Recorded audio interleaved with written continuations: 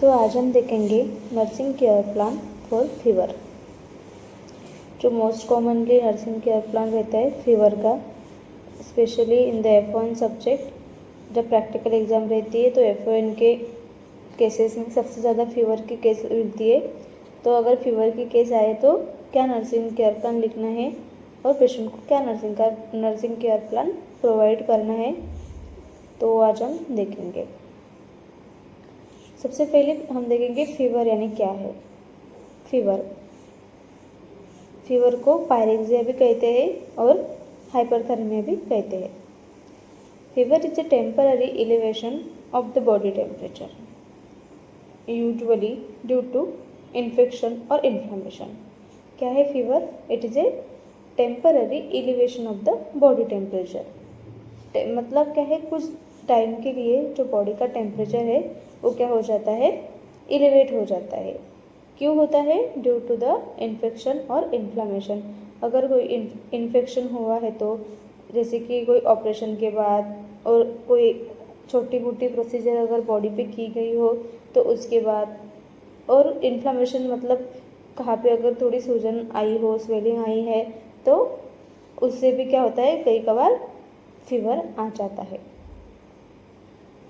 It is one of the most common clinical symptoms observed in the patient. मतलब most commonly हमें ये patient में देखने को मिलता है। अगर कौन सी भी कंडीशन हो तो फीवर आने के चांसेस बहुत ज़्यादा रहते हैं। थोड़ा भी अगर इन्फेक्शन हुआ है, कहीं पे इन्फ्लामेशन आई है, तो उसकी वजह से फीवर आने के चांसेस रहते हैं। देन हम देखेंगे असेसमेंट। असेसमेंट यानी क्या है? जो हम पेशेंट को असेस करते हैं उसमें दो रहते हैं, एक सब्जेक्टिव डाटा रहता है और एक ऑब्जेक्टिव डाटा रहता है। सब्जेक्टिव डाटा में जो पेशेंट अपने मुंह से बोले, अगर हमने पेशेंट को पूछा है कि आपको क्या हुआ है, तो पेशेंट बताएगा मुझे थोड़ा गरम गरम फील हो रहा है, वीकनेस लग रही है, मुझे सर दर्द हो रहा है। ये क्या है, पेशेंट बताएगा। जो पेशेंट बताता है उस डाटा को हम कहते हैं सब्जेक्टिव डाटा। और ऑब्जेक्टिव डाटा यानी कि जो हम ऑब्जर्व करते हैं उसे हम ऑब्जेक्टिव डाटा कहते हैं। अभी हम देखेंगे कि फीवर का पेशेंट है, तो फीवर के पेशेंट में अगर हमने पेशेंट को पूछा कि बताइए आपको क्या प्रॉब्लम है, तो पेशेंट क्या बोलेगा, हाँ मुझे फीलिंग ऑफ द वार्मथ, मुझे थोड़ा गर्म गर्म फील हो रहा है, देन वीकनेस है, मुझे हेडेक हो रहा है, मुझे ठंडी बज रही है, और अभी मुझे खाने की इच्छा नहीं है। That is the loss of apatite. मतलब जब भूख कम हो जाती है तो उसे हम कहते हैं loss of appetite. Then objective data, मतलब जो बातें हम ऑब्जर्व कर रहे हैं। जैसे कि अभी पेशेंट को हाई फीवर है, हम कैसे ऑब्जर्व करेंगे? उसके लिए हम क्या करेंगे, थर्मामीटर से टेम्परेचर चेक करेंगे। तो हमें क्या मिलेगा, टेम्परेचर जो है वो एलिवेट मिलेगा, जैसे कि अबव 98.6 डिग्री फ़ारेनहाइट। तो ये क्या कर रहे हैं, हम ऑब्जर्व कर रहे हैं by checking the vital sign और टेम्परेचर। देन हम उसकी स्किन चेक करेंगे तो उसको स्वेटिंग आएगी, स्किन हमें फ्लश्ड मिलेगी और उसको शिवरिंग, ठंडी बजेगी। सो ये भी हम क्या कर रहे हैं, ऑब्जर्व कर रहे हैं। और then increase heart rate and respiration. अगर हम पेशेंट के हार्ट रेट और रेस्पिरेशन चेक करें तो वो भी हमें इंक्रीज मिलेगा ड्यू टू द हाइपरथर्मिया। तो ये चीज़ें हमने क्या की है, ऑब्जर्व की है। पहला जो सब्जेक्टिव डाटा था उसमें क्या हो रहा था, पेशेंट हमें कंप्लेंट्स जो है वो खुद से बता रहा था, और ऑब्जेक्टिव डाटा में हमने खुद से जाके वहाँ पे उसके जो भी कंप्लेंट्स है वो चेकआउट किए, ऑब्जर्व किए हैं। तो ये होता है असेसमेंट, उसमें subjective data and objective data. Then next अभी नर्सिंग डायग्नोसिस।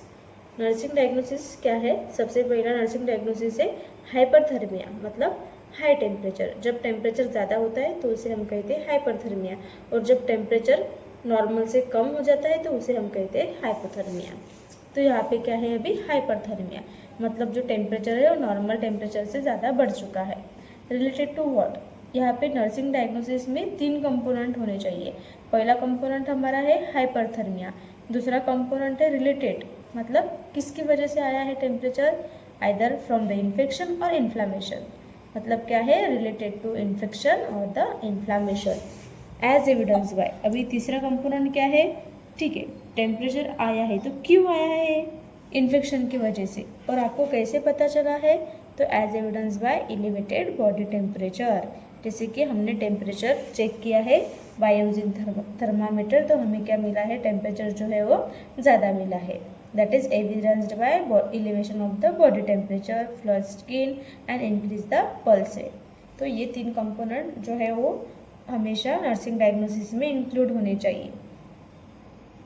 तो अभी हाइपरथर्मिया के लिए हम क्या करेंगे? सबसे पहले हमारा गोल क्या होना चाहिए, हमारे ऑब्जेक्टिव क्या होने चाहिए?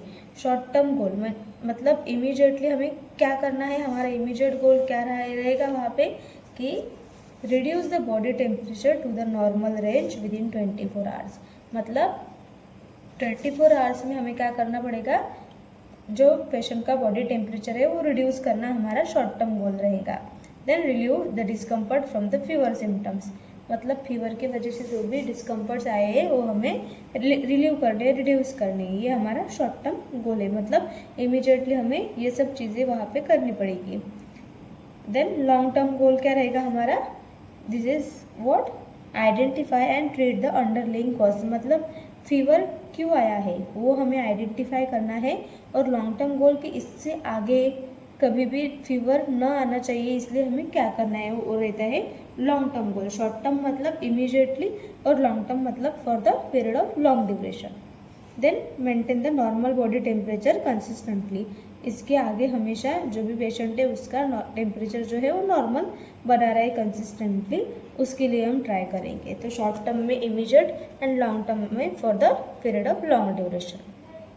तो उसके बाद देखेंगे हम नर्सिंग इंटरवेंशन और रैशनल। सबसे पहला हमारा इंटरवेंशन रहेगा monitor the vital science every 2 to 4 hours के।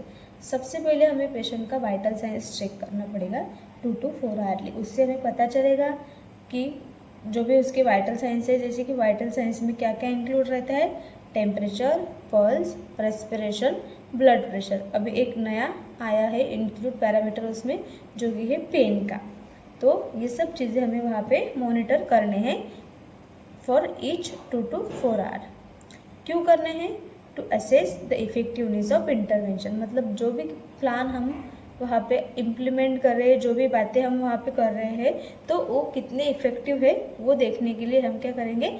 वाइटल साइंस जो है तो वो 2 to 4 आवर्ली चेक करेंगे। अगर हमारा प्रोसीजर, हमारी ट्रीटमेंट अच्छे से जा रही है तो क्या होगा? टेम्परेचर जो है वो धीरे धीरे कम हो जाएगा, मतलब नॉर्मल तक के आएगा।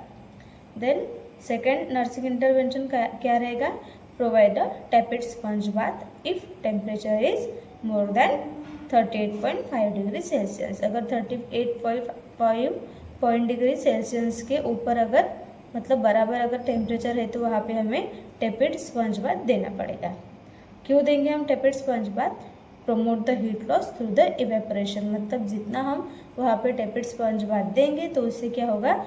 जो भी स्वेलिंग के थ्रू इवेपोरेशन होके, स्वेटिंग के थ्रू इवेपोरेशन होके क्या होगा? हीट जो है वो लॉस हो जाएगी और धीरे धीरे पेशेंट का टेम्परेचर है वो नॉर्मल तक के आएगा। Then encourage the fluid intake. हमें पेशेंट को इनकरेज करना है फ्लूइड इनटेक लेने के लिए। उससे क्या होगा? क्या रैशनल है उसका? Prevent the dehydration and regulate the body. मतलब बॉडी जो है वो हाइड्रेट बनी रहेगी, तो इसलिए हमें क्या करना पड़ेगा? पेशेंट को इनकरेज करना पड़ेगा for taking a more fluids. Then next is administer antipyretic.